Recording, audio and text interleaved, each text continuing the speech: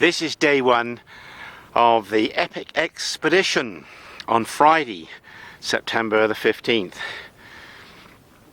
I must be honest with you. I know I'm honest, but I'm graphic on this one. I think I've not brought the right clothing. I did not expect to be so immersed in the expedition of Mongolia. I thought I would be traveling between towns and villages, photographing the herders, the gers, staying in the gers within sight of the road. But I've got drawn in to visiting the likes of waterfalls, the major ones in the western part of Mongolia, but they're in the middle of nowhere. And I've arrived here in that Russian van. It doesn't look much, but it covered the terrain over very jagged tracks, and it's got lots of gears to select. The driver knows every single track there is, and I mean track. I'm at this ger settlement. I've got the coordinates off my mobile phone. I plotted them on a map. Last night at Orkhon we were at 1500 meters. Now we're at 1830 meters. I knew we were ascending because we were following a river. And then I saw snow-covered mountains, the volcano crater. And I'm stuck here because I've got to wait for the French couple to come back off their horse riding expedition before we resume our journey to the waterfalls, which I think on the map are pretty close to here, and then down towards the legendary Gobi Desert. Now, as a traveller, I like to keep moving all the time when I want to, and I can't because I'm stuck here. I wouldn't choose this place for a campsite. It's too high and it's rather exposed. Fortunately, the wind's died down, and there's a stream over there, so I will be able to wash. I don't mind washing in freezing cold water.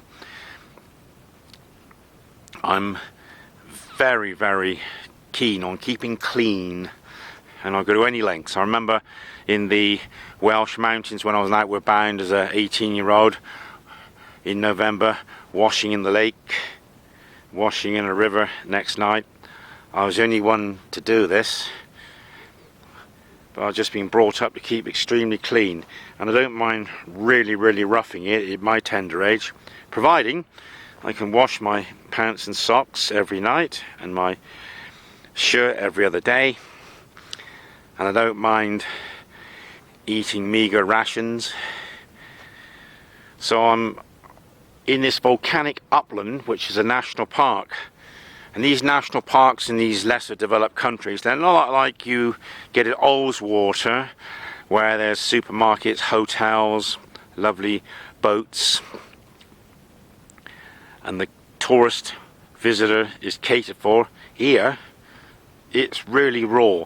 This ger I'm sleeping in, it's got a fire in there which will be lit later, and on the doormat here I've plotted my position.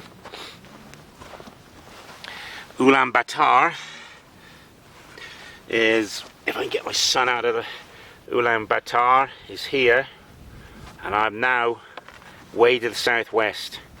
Last night I was up at Orkhon, so I'm here according to the coordinates on my phone, and this is where I'll be spending the night. As soon as I arrived,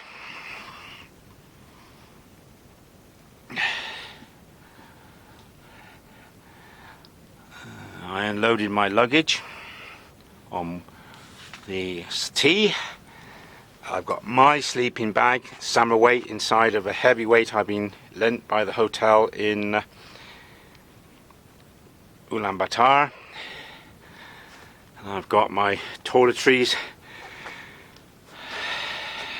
and meagre food rations on the table. And there's a light which will be switched on by connecting the terminal to the battery, which is charged from outside. And here we've got the stove, which will provide a lot of heat. Trouble with these heaters, it's all or nothing. They get too hot, then they cool right off. Again, the same construction, like a wooden trellis, thick felt.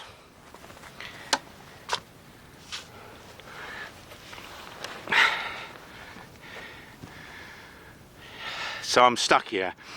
I wanted to camp by the waterfall. Perhaps that might be tomorrow. Shouldn't put two caveats in one sentence, should I? But there you are. And there is the outhouse.